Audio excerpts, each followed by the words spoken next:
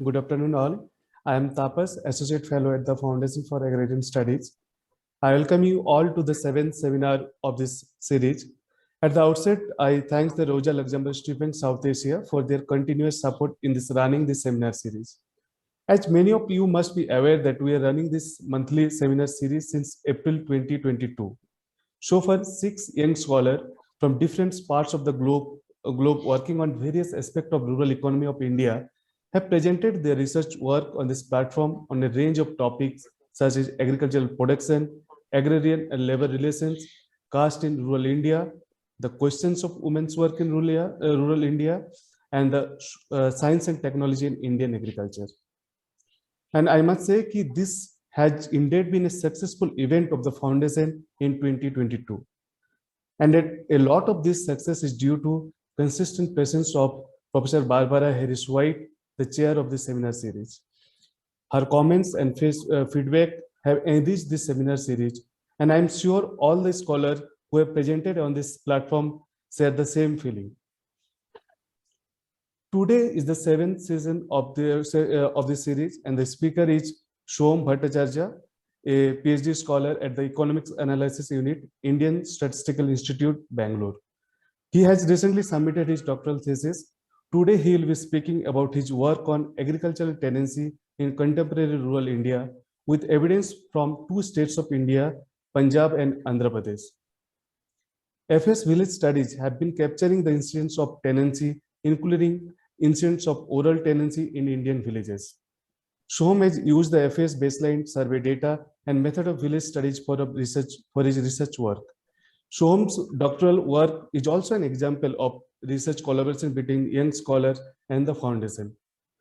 Let me quickly remind everyone again that FAS invites scholars and students who are interested in the field of rural economy in India, and that the foundation has currently a database, as you may all know, that the various aspects of rural socio-economic indicator from 27 villages across 12 states of India.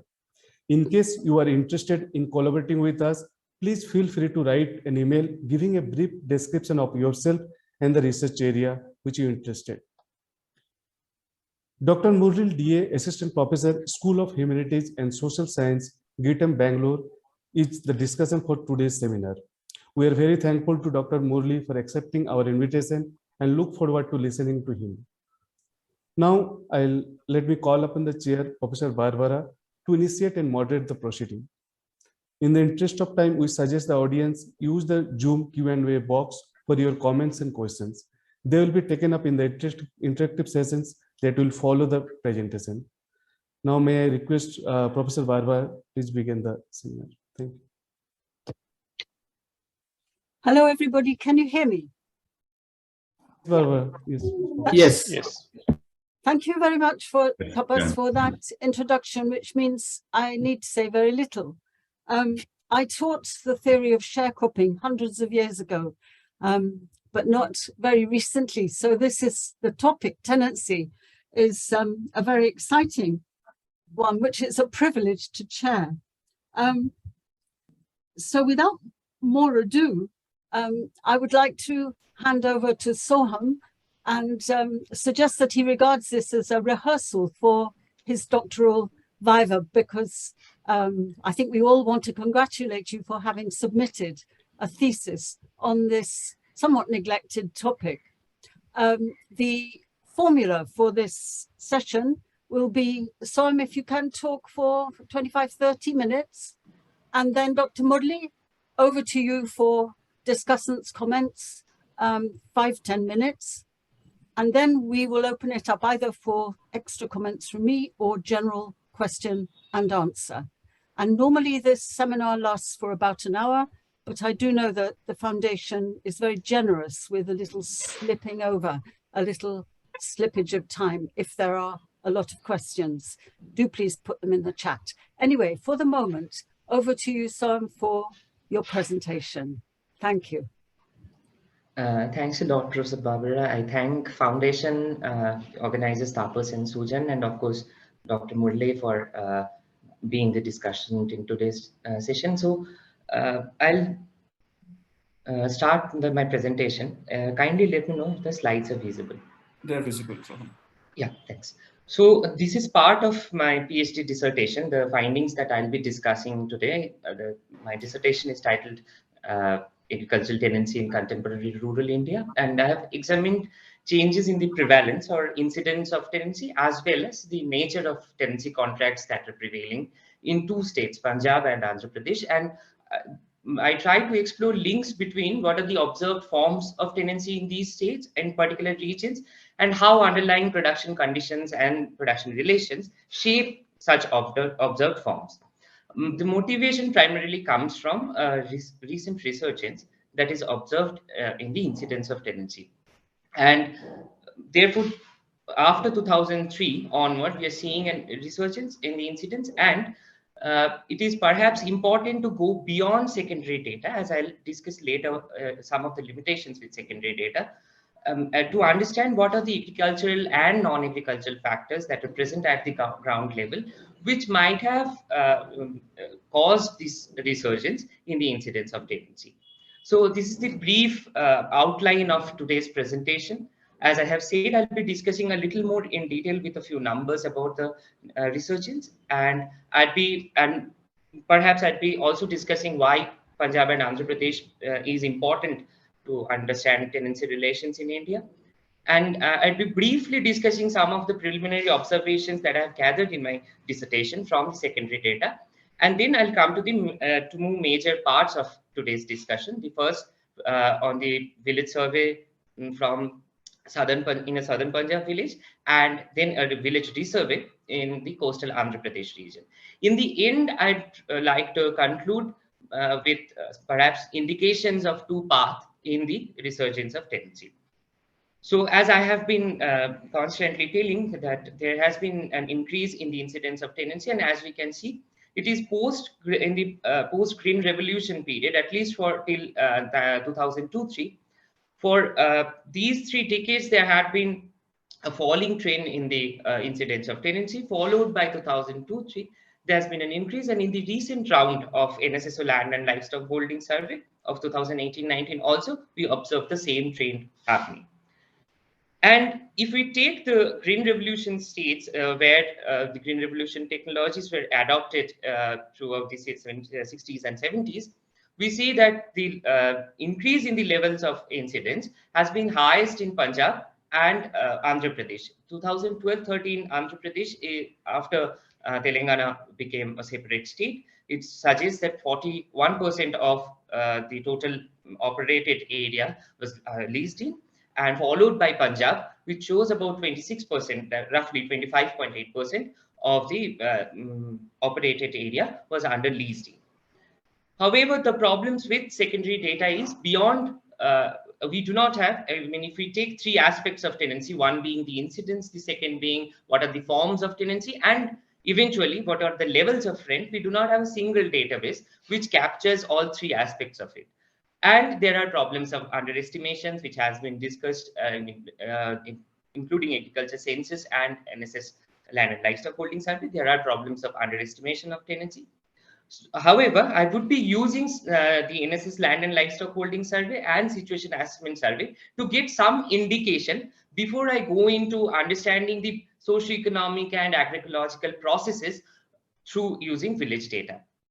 So from the NSS 70th round, which happened in 2012-13, we find that particularly for Punjab, it is quite in contrast with overall India in terms of who constitutes the tenant farmers. So large farmers who cultivate more than 4 hectares or even more than 10 hectares of land, they primarily constitute the tenant farmers in Punjab. Whereas we also observed that during 2012-13, it is the annual fixed rent, which is paid in the form of cash, that prevailed in all regions, both northern and southern regions of rural Punjab. And finally, I have used Situation Assessment Survey to understand rent per hectare, and that where we are seeing that large farmers' participation in the lease market pushed the average rents up, and therefore the small farmers almost gave away 53% of their total value of output. And this is something that I have gathered from the NSSO data as the preliminary indication towards which the Punjab tenancy or the tenancy relations in Punjab was headed to. In contrast with Punjab, when I see Andhra Pradesh using the same database, it is the small farmers who cultivate below 2 hectares of land, and they are the primary major category among the tenant farmers. And there are, although regional differences in the forms of contract. In the dry region of Rayalaseema, we observe that there are still prevalence of shared cropping contracts, whereas in case of both North Coastal and South Coastal Andhra Pradesh, fixed rent paid in terms of paid in kind as well as paid in cash, these are the prevailing forms in the coastal part of Andhra Pradesh that was coming out. And thirdly, if we are seeing that rent as the proportion of particularly rent as the proportion of gross value of output was quite high when compared to the average for the marginal landless and small farmers, and it took away more than 1/3 of the value of output. Now, given these broad, I mean, if these are the 3 aspects that we are discussing, if this is the indication that we are getting from secondary data, I wanted to understand what are the processes and which could not be discussed in detail using the NSS land and livestock holding or even the situation assessment survey. So I have used the project on agrarian relations, which is the foundation for the foundations program. I have used information for each of the villages that I have studied, and PARI collects project collects information on demographic component, ownership of land, details of tenancy, on crop production, cost of cultivation, and employment, as well as there are information on investment in farm machinery, etc. So southern Punjab consists of, and because the increase in the incidence of tenancy, as I have seen from secondary data, indicated that it is in southern Punjab that the increase was highest. So foundation actually surveyed a village in 2010-11. The village, from this baseline data, firstly, I wanted to understand what are the socioeconomic classes of tenant households in the village, and then what are the specific class-specific socioeconomic processes that enable these classes to engage in the specific forms of tenancy that is there. So before I go into discussing the processes, I would like to give a brief introduction to this village. Hakamwala is located in Mansa district. Mansa was earlier part of Bhatinda. It became a separate district in 1991. And Mansa is also one of the poorest district in according to the 2017 State Development Report. This particular village, although was studied before in 1970s, it was studied by the Economics and Statistical Inquiry Commission of the government of Punjab, where primary information such as cropping pattern, extent of irrigation, sources of irrigation, such information were available. In my dissertation, I have used the PARI survey, that was a complete household census that was done in this village, and the reference year was 2010-11, agricultural year. I have also done a complete census of the village with the help of foundation with the reference agricultural year as 2018-19. Although in my census, I could not collect the large amount of information on crop income, etc., because I have only collected information on land ownership, land lease information related to land leasing in and leasing out, and therefore the operational land, and eventually information on rent for each of the lease transactions. So these would be the 2 data points that I'd be going back to. So Hakamwala is predominantly, if we look into the demography of the village, scheduled caste households and other caste households have almost equal share in total households. Whereas, and also agriculture is the important, as can be seen from the land use of the village, agriculture remains the important feature of both income and livelihood in the village.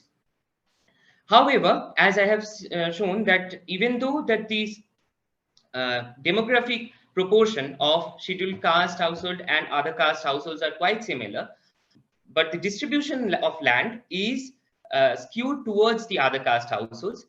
Within scheduled caste household, the Majbi Sikh households are the most important category, of which 70%, almost 70% of the Majbi Sikh households are landless, and the rest of them fall into the marginal categories. Whereas if we see Jat Sikh households, who comprise the major part of the other caste households, are distributed across classes. However, the concentration is above semi-medium, which is above 2 hectares of land.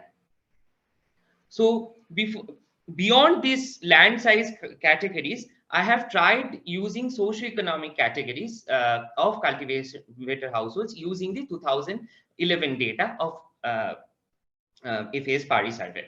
There are usually 3 criteria, although this is not an exhaustive list that I'm giving, but however, there are usually 3 criterion that we often discuss about when we talk about identifying classes, in whenever discussing agrarian relations. So there is, of course, the area criterion, which could be which specifies the operation control of land in the village. Then Utsa Patnaik's definition of exploitation criterion or labor criterion, where we use classes, where we try to identify classes that predominantly hire labor and thereby exploit labor power. And thirdly, there is also another important criterion which was provided by Professor Atreya, Eufeld, and Lindbergh, where they have used surplus criterion phenomenon, which was demarcates classes between surplus extracting and surplus providing, and then eventually further demarcating them into several rungs of peasantry. For my study is limited only to cultivator households, and therefore I am not commenting, I mean, the socioeconomic categories that I'll be using, I'm not commenting on the non-cultivating sections. As we have seen, there is a huge section of households primarily belonging to the Dalit household, primarily Dalit households, who might be constituting the large pool of rural manual working class, which is not part of the socioeconomic categorization that I have used for this Punjab village. There are 264 households in 2011, which roughly constitute about 53% of the total households, out of which I have used these household or socioeconomic categorization. Because it is predominantly agrarian in nature, the villages, and if we take the total village income, 84% of the total household income of the village goes to the agriculture sector. And among the cultivator households, this is about 94%. So I have taken, as this was a normal year, I have taken per capita household income quintiles as the primary criterion to understand the socioeconomic categories. I have then taken another descriptive variable. That is the description that I'm seeing, that across these quintiles, then I have tried to understand how much is the value of the means of production that has been invested in the last 10 years prior to 2011. Using that, then I arrive at 5 classes, which are per capita income quintiles. And also, as we can see, the direction of the average means of production that the income quintiles provide. Specifically, if we take the bottom income quintile and the top, we can see that the average means of production is almost 10 times that in the quintile, topmost quintile, on that of the income quintile.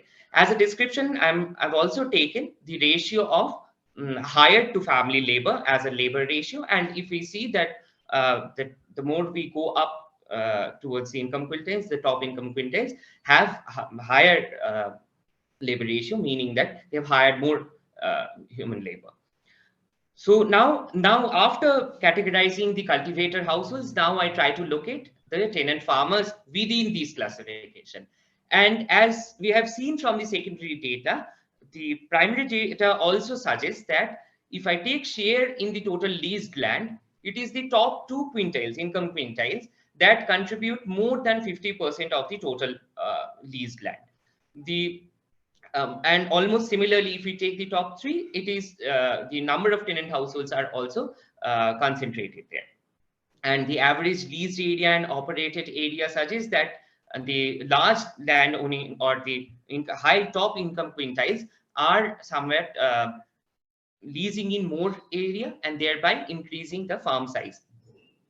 There is an ongoing debate that whenever we talk about Punjab and tenancy together, there's an ongoing debate since 1980s that has come under discussion, that whether reverse tenancy is something that is predominant in Punjab villages. By rivers, we mean that where members of the dominant class entering into formal and informal lease arrangements, from where the lesser households become the small and marginal farmers. In using the 2011 data, however, I am not finding reverse tenancy as the major form of tenancy in these. If I can explain this table, so if the rows here suggest the lessee household or the tenant household belonging to these classes, and the column suggests that the lesser household belonging to the land size classes.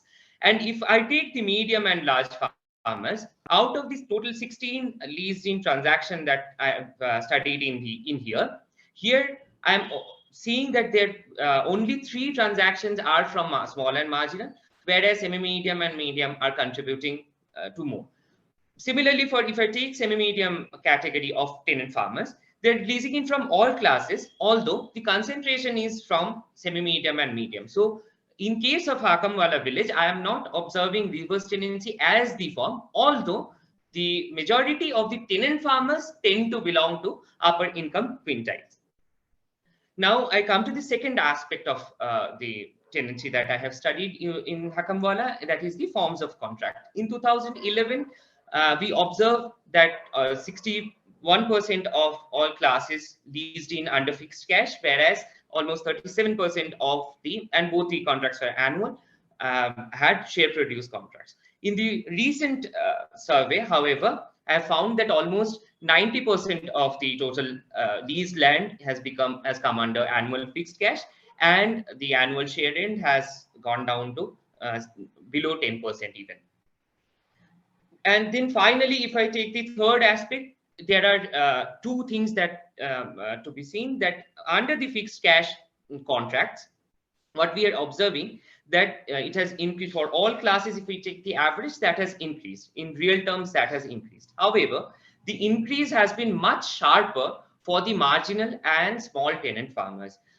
Once we compare that with medium and large, the increase in the rent for medium and large tenant farmers had not been as sharp as the marginal and small tenant farmers have faced in the lease market. Since there are not much of sharecropping contracts in 2019, I have just described the sharecropping contracts and how much of the total value of produce that it was taking away. Roughly about 35 to 37% of the total GVO was taken as rent under the annual share contracts in 2011. So seeing these increased participation of large farmers in lease market, and as it remains an important feature for this richer section of farmers, then it is important to understand why large farmers lease in. Of course, as we have seen that the average value of the means of production is quite high, so the reinvestment within agriculture could be one of the reasons.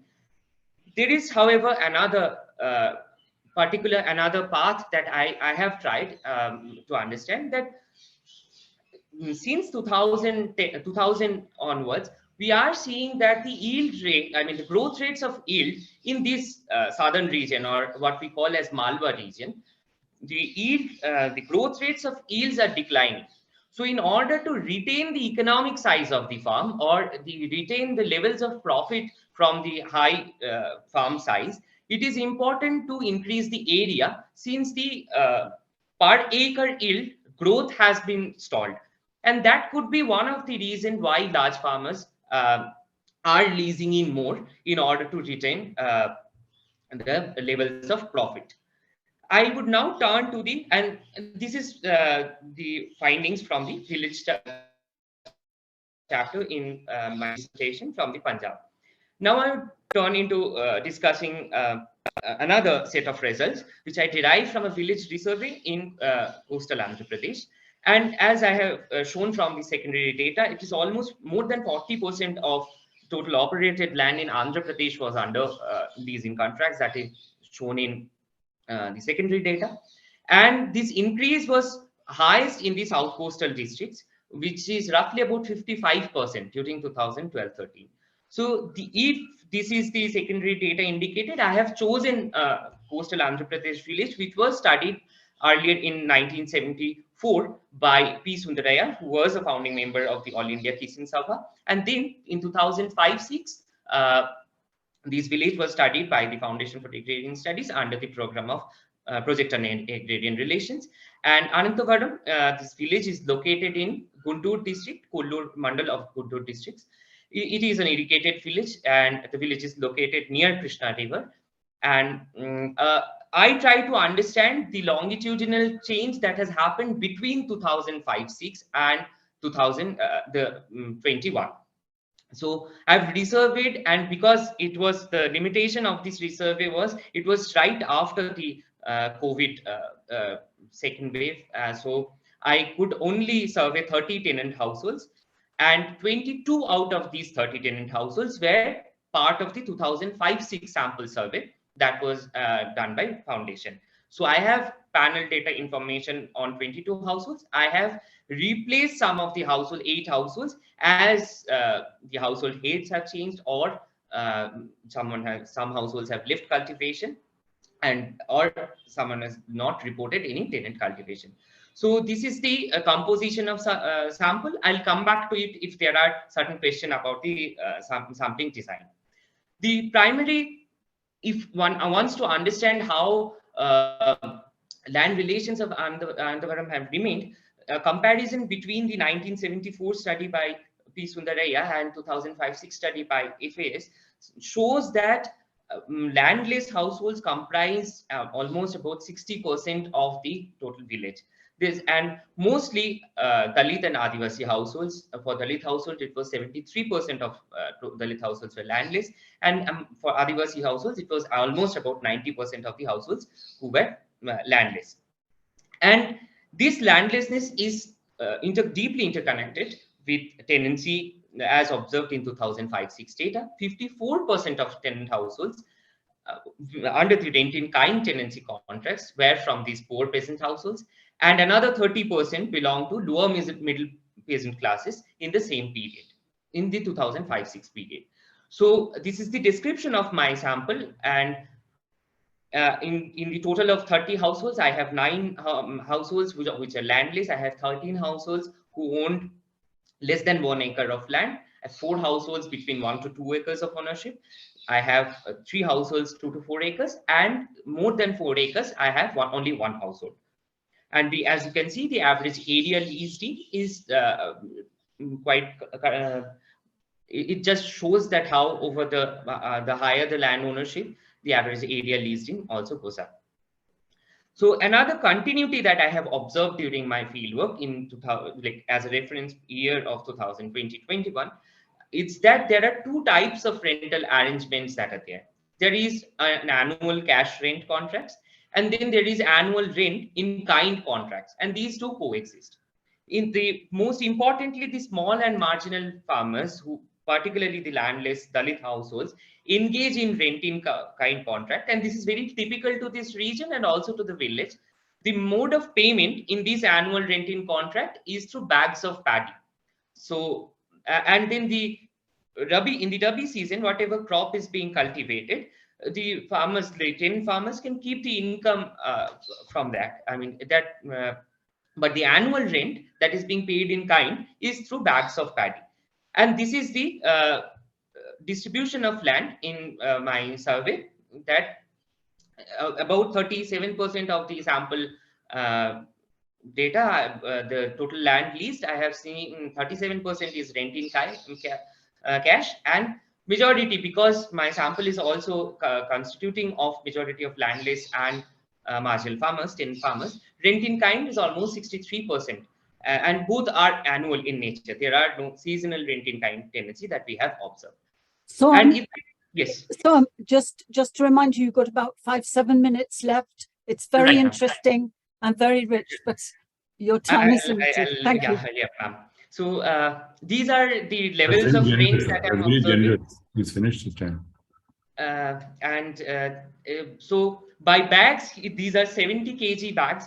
So now if I try to understand the farm business from a farm business income perspective for a tenant farmer who cultivated paddy in Kharif season would give more than 70% of their produce, which is about 15.8 quintals, whereas the average yield per acre was 19.6 quintals. So more than 70% of the paddy produce had gone in terms of rent, whereas the net income remains negative in both 2005-06 and 2020-21 for the first season. Now, if we take, during 2005-06, the second crop, the most important crop was maize, which is now replaced by sorghum or jawar in Ananthapuram. And after adjusting for this, the annual crop income combining paddy and sorghum for the tenant cultivators who engaged in rent-in-kind tenancy is about 18,465 per annum. Now, how do I theorize this finding, or what is the theoretical lens that I'm using? It directly comes from the discussion on the pathways of proletarianization. And usually there are discussions where we have seen that proletarianization through a process of depeasantization has been discussed. However, there's another path through which a large section of poor peasants often retain their status as a peasant but becomes dependent on other sources of wage income. And why this dependence on, particularly dependence on cultivation remains important, might be understood from the labor absorbing capacity of the village economy, both in agriculture as well as non-agriculture sector. So if we see that the labor absorption in paddy, that has further declined because harvest and post-harvest operations, and in some cases even sowing and transplanting, this has become mechanized. So if in 2005-06, if we had observed 86 labor days, which was, even if we take 1974, it was almost about 173 labor days in per hectare, which has now come down to 68. For sorghum, if we take, it is 36 labor days per hectare. So combining that, this labor absorbing capacity within the agriculture has declined, whereas the non-farm days of work, although this is a COVID year, so there's a cautionary note that there might be lack of, it might be a little higher than what is reported here. However, the median number of work days are only 42 in the non-agricultural sector. So if I go back to what Sundaraya had written in 1976 was, as long as this landlessness is kept intact, and there is no other, there's no other occupation that is available in the village economy, it is unfortunately these landless and who own nominal plots of land, they have to run to the landlords, and this analysis somewhere remains valid and perhaps more important during the contemporary times. As concluding remarks, theoretically, I have departed from the neoclassical, or even in some cases, the principal agent understanding of tenancy, which thinks tenancy as a static allocation problem where a representative landlord and a tenant is there. However, I have used a framework where I try to understand the changes in forms of contract and the levels of rent from the processes of socioeconomic differentiation. And of course, these are very village specific. So I cannot simply generalize the findings that I'm getting from a village in southern Punjab or in coastal Andhra Pradesh. But however, these are processes that are central to understand that post-economic liberalization, after a decade of economic liberalization, if in certain sections, particularly in coastal Andhra Pradesh, the small and marginal tenant farmers belonging to landless Dalit households are dependent on tenancy, it is primarily because landlessness and lack of labor absorbing capacity in agriculture, whereas the presence of large farmers as lessees, as observed in Punjab, comes from rather a profit motive. And these combined forces in action is what my findings suggest influence the contemporary tenancy relations in India. Thanks, Professor Barbara. I'll end my presentation here.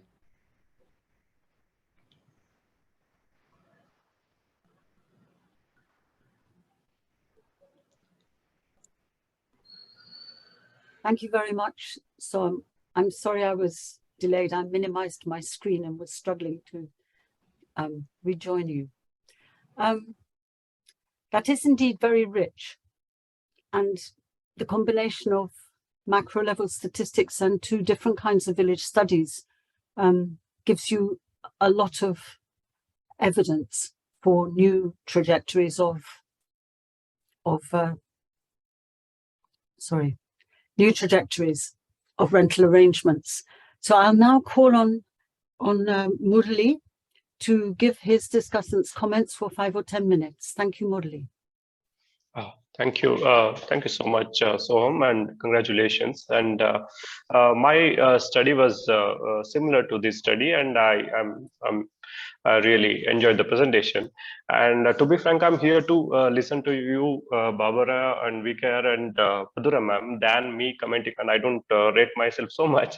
And I just give enough time for you guys, making very two quick comments, which is out of my curiosity.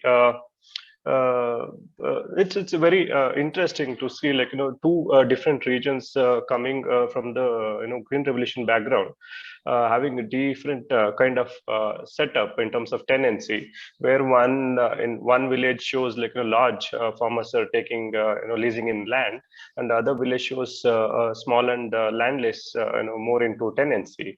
I'm just curious, how is it, like, what factors differentiating both the regions? That is one. And second, just out of curiosity, was there any interlinkages in terms of input market when it comes to AP?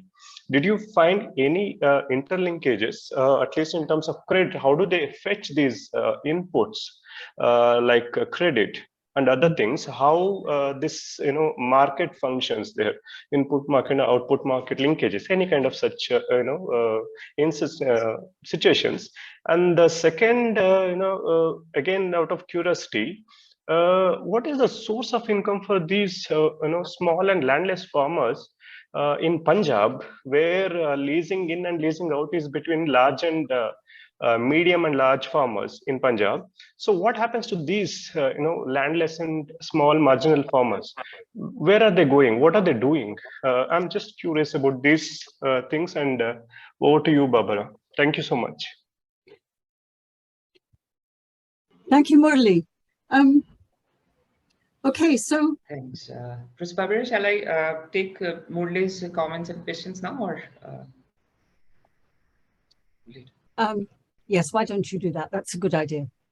Okay, so because for Andhra Pradesh there is certainly an interlinkage, and it is some very new form of interlinkage that has come. And in this particular village, there's a commission agent who is this major provider of credit for the small and landless tenant farmers, through whom the rents are also being paid to the absentee landowners. I mean, this person acts as, both as the commission agent, as a trader in the village, as well as the major source of credit in there. And therefore, if farmers do not have a standing crop, the provision of creating a credit from this particular commission agent and selling it to him is impossible. So yes, there are these forms of interlinkages I have found in case of Anantavada. In Punjab, I guess, it's imperative that we start understanding these two parts also from the other way around, that those who are leasing out is leasing out as a primary source of accumulation, important for in Punjab or in Andhra Pradesh. My dissertation was limited. I did not study leasing out as a means of accumulation and the landed households in Punjab, how their strategies of accumulation and what role leasing out plays in Punjab as well as in Andhra Pradesh. That could be something to further explore. But as I understand, certainly in case of Doaba and Majha region, for where foundation has another village, which is studied by one of our colleagues, who finds that there is reverse tendency, where small farmers are clearly leasing out with higher rents, receiving higher rents, and moving into wage income, moving into wage activities. In case of southern Punjab village, I have not come across that as the prevalent mode. However, what I could find that if someone owns a small plot of land, livestock becomes the most important source of income. Then the second part income is from wage.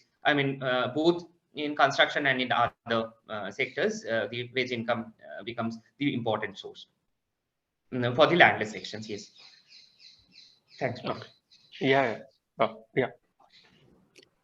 Okay, I think so far we have Dhruva's question about tenancy and caste, a good question, which I was going to ask if nobody else did. Do you find any relationship between tenant holders and caste specified labor? Or maybe I read it, I mean, but yeah, anyway, tenancy, caste, and labor. Yeah. So, and this is, I mean, this is something, I mean, important because we are discussing Punjab and coastal Andhra Pradesh, where we see demographically, Dalits are almost half of the population in both these places. Whereas in Punjab, because since 80s, as we are seeing that large farmers with mechanized operations in cultivation have entered the lease market as lessees. So over the time, landless Dalit households entering into the lease market as lessee, that has eventually, and now we see very few landless tenant farmers belonging to Dalit households participating in the lease market, in particularly in this part of Punjab. Although landlessness is quite high as coastal Andhra Pradesh. However, participation in lease market is not observed in Punjab. Whereas in case of coastal Andhra Pradesh, the Mala and Matika caste households continue to be the landless households continue to be primarily tenant households who are landless and lease in about 1 to 2 acres of land every year and participate in tenant cultivation. And these two are quite in contrast when we take Punjab and Andhra Pradesh together. And the second part, I mean, okay, of course, I had a case study. So Hakamwala in 2011, we observed some 10 households who are where the arrangement of CD labor could be seen. And all these households were belonging to Majbi Sikh or Ramdasiya Sikh Dalit households. And CD is an arrangement where, you are, the labor contract is, the payment of labor, annual labor is paid through by giving a plot of land where the laborer in a season cultivates and the crop produce becomes the thing. However, when I did the resurvey in 2020, there was only one household who performed CD labor, and there was some kind of interlock of land and labor markets that I could observe. And most of the annual labor contracts have become fixed cash contracts in the Punjab village, as I have seen. Thank you.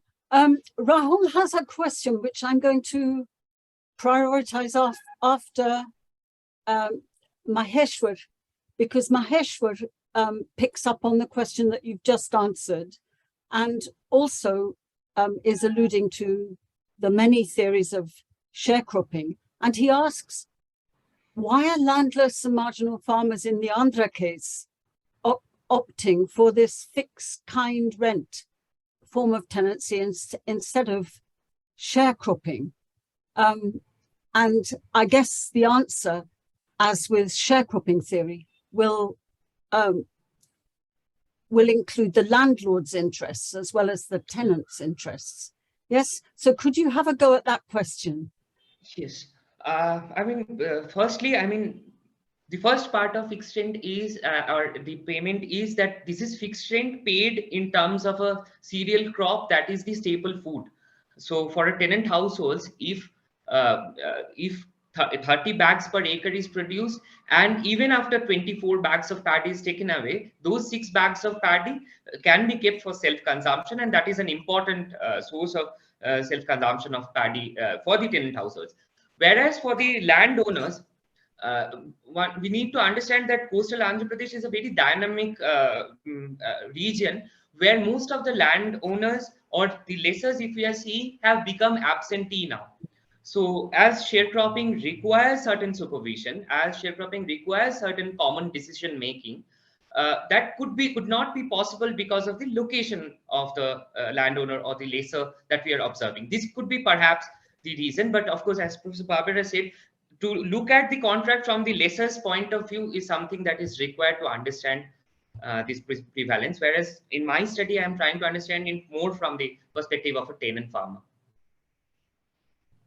And of course, from the tenant farmer's perspective, what's interesting about this contract is that it's paid on one season, if I've understood you rightly. Yes. And then there's effectively no fixed rent on the sorghum in the other season. Yeah. Yes. Can I now turn to Rahul's question, which is a very interesting one and tests your fieldwork really. And he asks whether there's a spatial relation between the tenants and the landowners. Yes. Well, the landowners may be in California, but anyway. Yeah, so there is. I first turn into Punjab case because there is a canal which flows through the village. Nangal canal flows through the village. So the plots which are located near this canal, there's not much of lift that you have to do from the canal irrigation if you lease in plots nearer to that. That reduces certain costs of cultivation. So the most highest landed Jersey cultivators would first book prior to the even the sowing season, would book plots as formally as possible in order to capture those plots of land which are available for the lease market, which eventually pushes the rent up. So this is one part of the spatial relation that I could find in Punjab. In case of Andhra Pradesh, during the fieldwork, as I had understood, there's one case where fixed rent in these bags of paddy are paid through the commission agent. It is not the landowner who is directly taking the bags of paddy. It is given to the commission agent. The commission agent then does even online transaction. He had shown us in certain cases there are online transactions of the equivalent amount of lease because the landowner doesn't even stay in India in cases of such. So in that case, when the landowners are absentee, the commission agent acts as a mediator between these. Whenever this case of landowners who are staying within the village of Anthawadam, there we have seen that these bags of paddy are being measured and being taken from the tenant cultivators. This another part to it, which is part of my dissertation, I could not discuss because it's a so there is new legislation that is coming in Andhra Pradesh with regard to tenancy. The new Tenancy Act now provides a cultivator's right card to tenants, using which one can access a right to Bharosa scheme, one can access a formal credit from banks. However, this cultivator's credit card or cultivator's right card requires a signature from the landowner.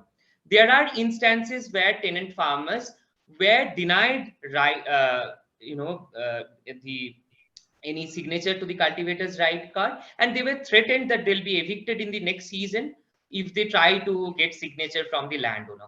There is a parallel study by Raitu Samaj Vedika, tenant farmers organization. Even their study also shows about 70% of the tenant farmers reported they could not apply for the cultivator's right card because the landowners are not going to provide the signatures, it is against the interest of keeping their land information concealed.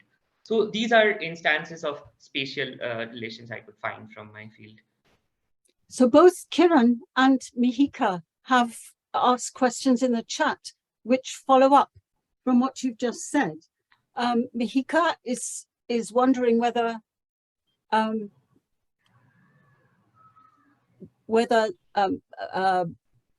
land is being consolidated by rich farmers through renting in order to mechanize agriculture.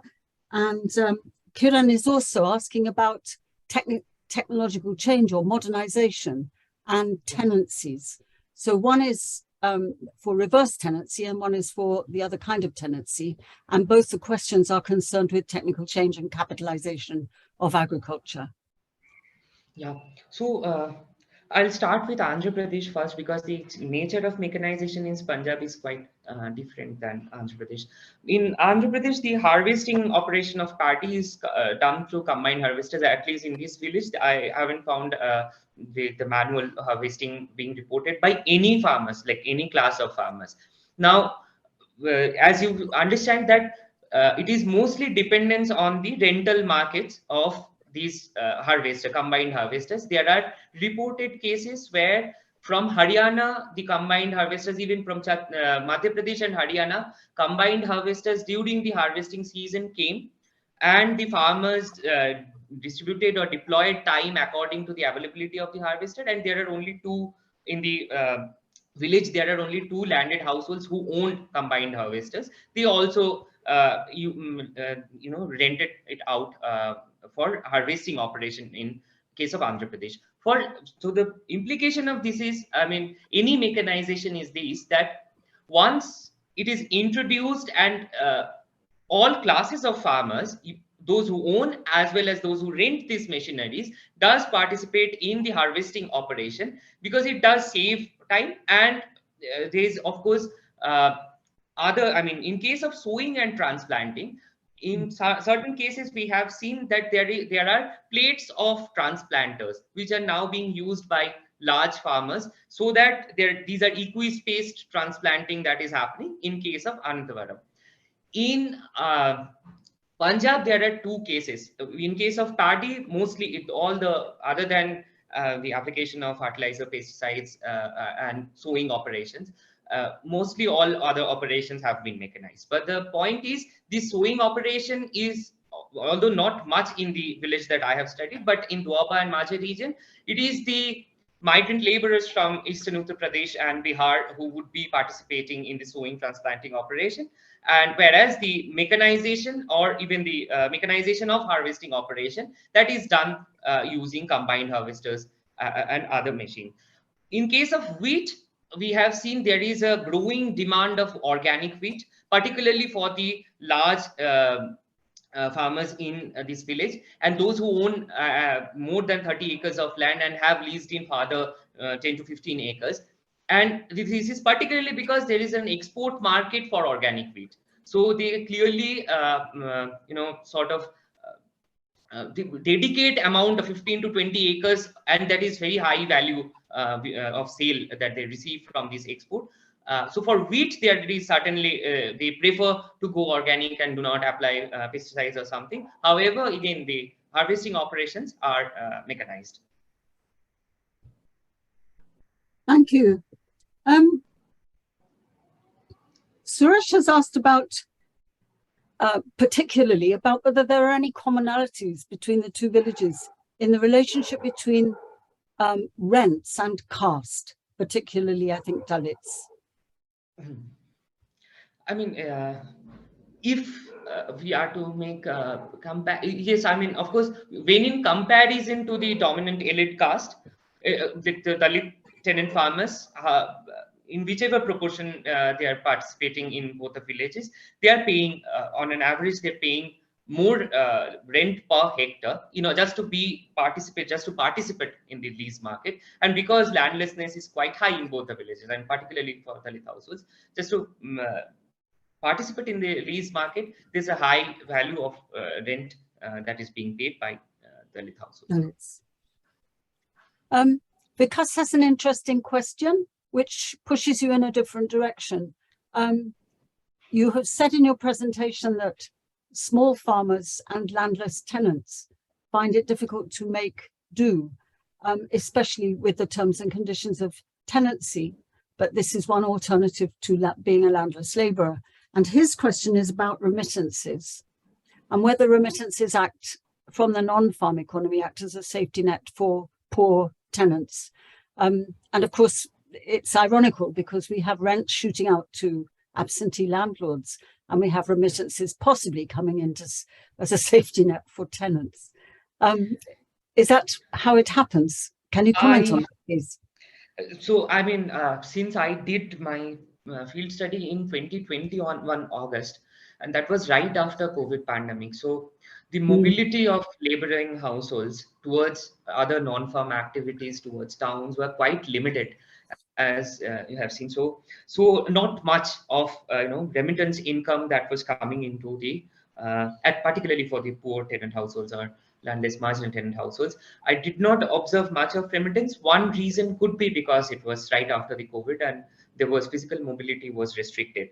On the other side of remittance, I could see, I mean, in the Punjab village, yes, there are There are certainly remittance income from Canada and Australia, coming mostly to landed Jurassic households. These incomes are reinvested in agriculture. Of course, I must say that the capitalist farmers does reinvest in agriculture, and there are incidents of high remittances coming from Canada and Australia in this village. Although immigration in the Punjab village that I studied was more for education in many of the landed villages.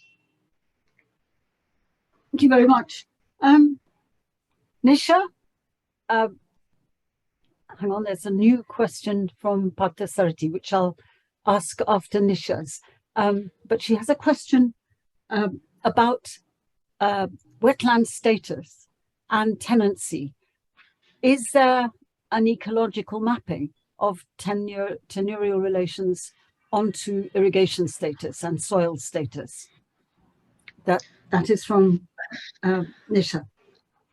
I mean, in my study, I have not done, it is a much required work, and I have not done an ecological mapping of it. But one indication could be, using the macro, one indication could be in states where green revolution technologies was important once, in states where irrigation grew over the time, are the states where we are observing a resurgence of tenancy post 2000.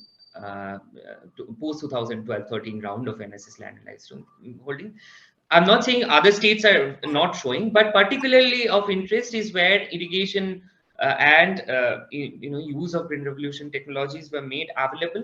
We are seeing a resurgence of tenancy, and these two happening together might. I agree that it requires certainly ecological mapping, but in my work I did not.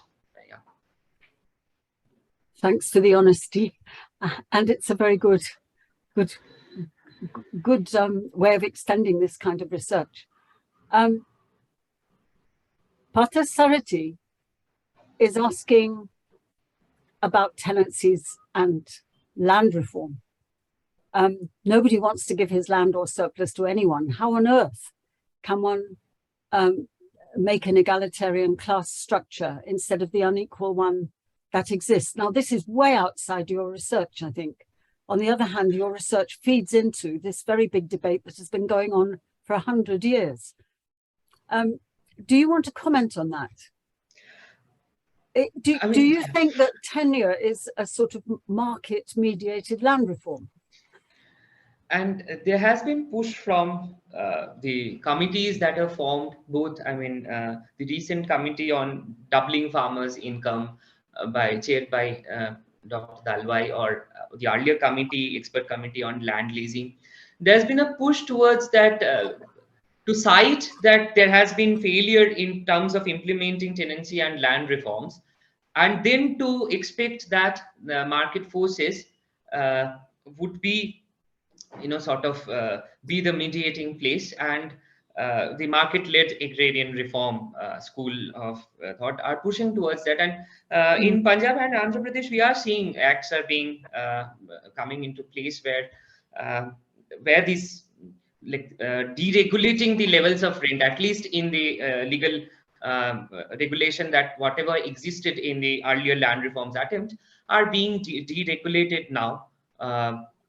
And it is being open to the market what levels of rent would be extracted from farmers. But clearly it is that the debates and discussions have shifted from state-led land reforms to perhaps a more market-led agrarian reform, so to speak.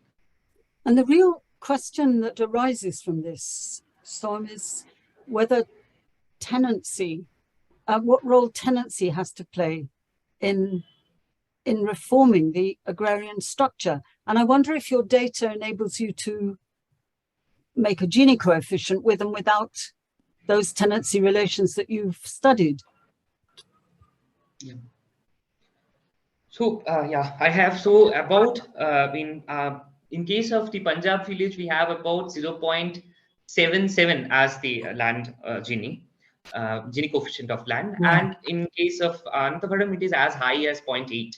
So, and given that, and the bottom 50% of deciles, if we take, own about 5% of total land in Andhra. So given this crude structure of land inequality and really lack of non-farm opportunities or of diversification, it is the only way out that the rural marginal landless households are still dependent on lease market with these exploitative forms where your 70% of your more than 70% of your gross value of output of one season is taken as rent, but the dependence remains on lease market. Yes. Yes, we're not in ideal circumstances, are we? Foundation colleagues, we've hit the hour. Would you like to close down, or might I make some remarks? Is there time to extend for just a little while? Yes, yes, Professor Barbara, please go ahead. Okay. So I think this work is important because post-Green Revolution agrarian change is the stuff of the agrarian crisis of the 21st century. So I had quite a lot of general questions. One of which is to do with the idea that you've framed your research in post-Green Revolution agrarian change, and your conclusion is that these tenurial agreements are actually evidence of differentiation. And so one question is, what does the Green Revolution pure and simple do to tenancy other than the other things that are going on in Indian agriculture? Or do you reduce all agrarian change to the Green Revolution? And how and why are the forces operating on rural India in the post-Green Revolution period different from the forces that operated on it during the Green Revolution period? So that's one general question. Another is about research design, because you've been very honest about it, and your two villages are not really comparable, even though they were selected for very well justified reasons. And could a reader of your research draw the conclusion that since you have identified at least two different paths of tenurial arrangements and tenurial processes from two villages, that if you had studied 20 villages, you would have identified 20 paths? So are you proposing a model for the post-Green Revolution period? Or are you saying that in my village case studies, we have a lot of variations and there may be more processes at work? Perhaps I could stop there, and then when you've had a go at those questions, give you a few more to think about probably afterwards. Yes, thanks, Professor Barbara. I think I'll start with the crisis of, of profitability. I'm not, so Green Revolution, during Green Revolution in both these states, we have seen mass eviction of tenants and self-cultivation increasing because of the profitability that was associated with the intensification of cultivation. However, there's another regime that we perhaps need to factor in, is that it is right after 1991, right after a decade of 1991, we are seeing that post 2002-3, we are seeing that it was declining. Tenancy was declining, and it was perhaps theorized that self-cultivation, profitable self-cultivation to enhance farmers' income through self-cultivation. However, right after the decade of 2002-3, we are seeing an increase where, when we see from Punjab's perspective, it is the stalling that yield growth that was once achieved through irrigation and techniques of Green Revolution. But it has perhaps, because there has not been much of crop diversification in Punjab, it might have reached a natural limit for paddy and wheat. Okay. And therefore, if we see large farmers leasing in, there is certainly, if not, there is a stalling of yield rates that was then derived out of Green Revolution. And now large farmers are looking for perhaps an area effect by leasing in, by increasing the operated area through leasing in.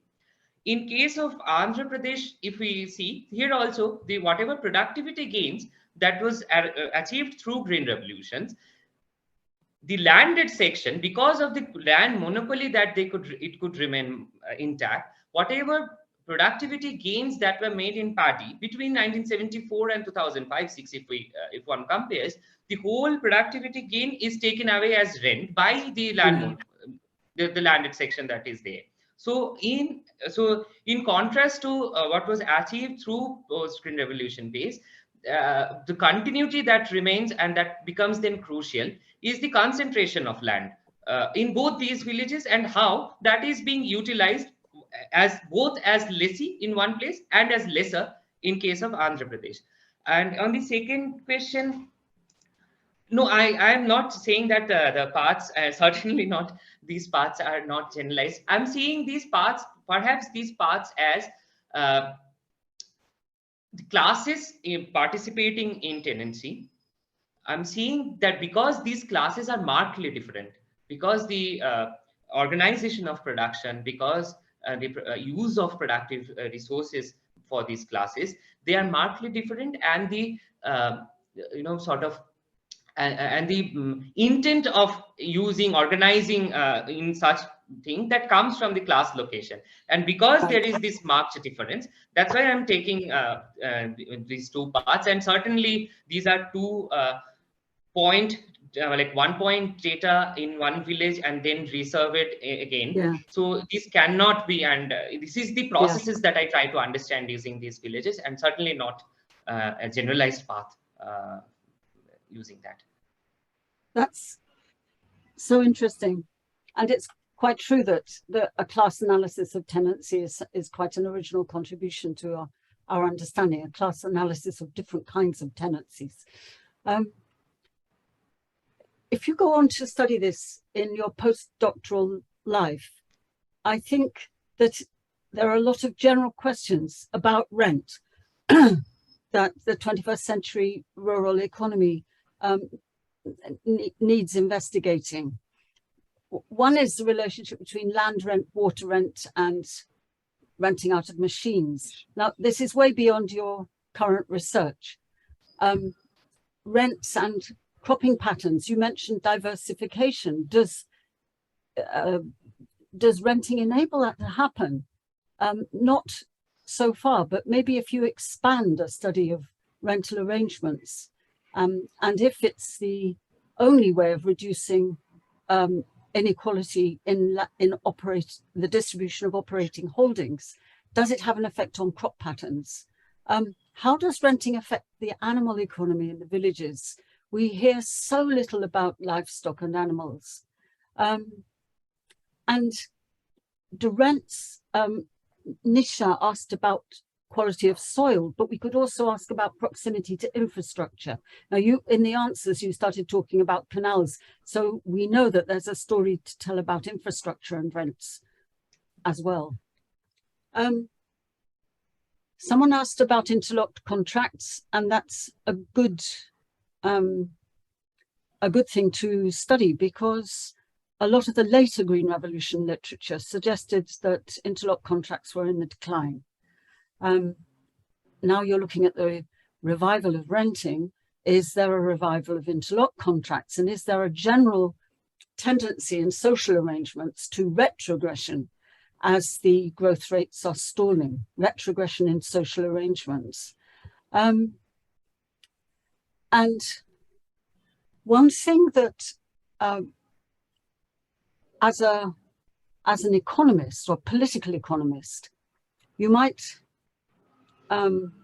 push, or other people in FAS in the foundation might push, is there a politics of these different kinds of tenurial arrangements, or are they too young?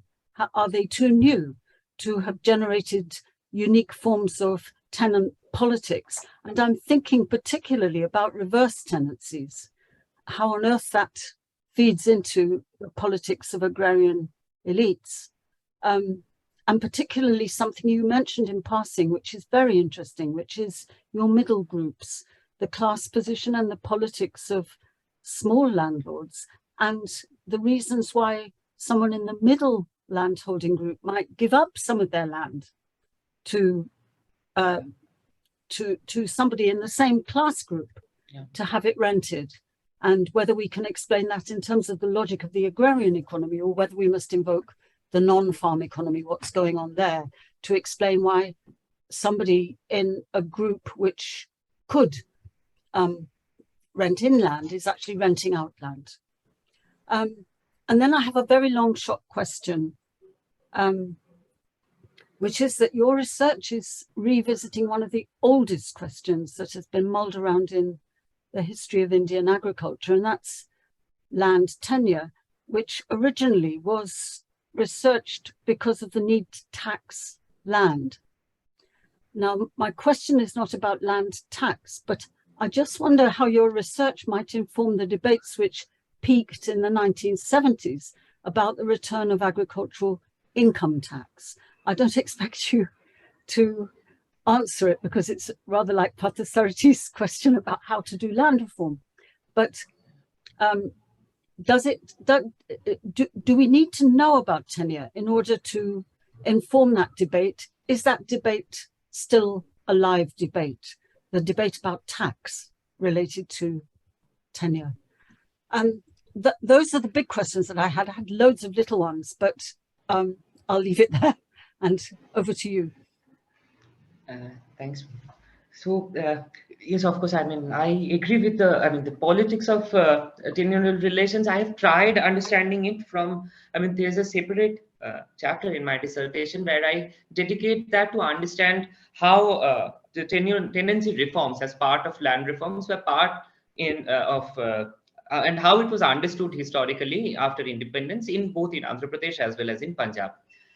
In Punjab, this village, I could understand a particular clan which is named Thind.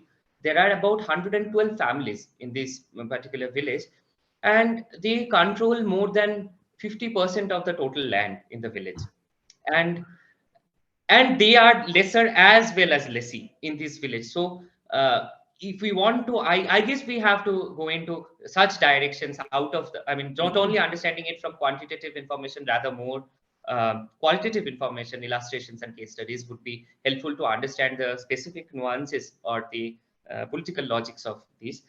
And I again, I mean, the land tenure and taxation, and which is also related to understanding. I guess there's a need to revive the questions of ground rent, in particular to India, because I mean, the area effect that we had in agriculture is almost that is exploited now. All area effects in that was giving us growth has been exploited now, and tenancy is on the rise. So the nature of rent in a classical Marxist sense had to be, I guess it's not only through two villages, but we need more diverse geographies to understand that. But there is definitely a requirement of revival of the question of ground rent back to this. Thanks, ma'am. Thank you very much, Soham. I will return everybody now to the foundation with gratitude that this has been such a lively session. Thank you very much, Professor. With your permission, I'll propose a vote of thanks in a couple of minutes. I would like to extend my thanks to Soham for his lucid presentation of a topic that hasn't received as much attention as it deserves post-1990s. Given the recent changes to land reform laws across the country, including Karnataka, where FAS is in, we feel Soham's study is a very important step in the right direction. I thank Dr. Murali for his participation and comments. You have gratitude, sir, for agreeing to take part in the seminar at the last minute. We're especially grateful to Professor Barbara Harris-White for chairing the session amidst work deadlines in unruly technology. I thank Rosa Luxemburg Stiftung South Asia for their generous support in making this series possible.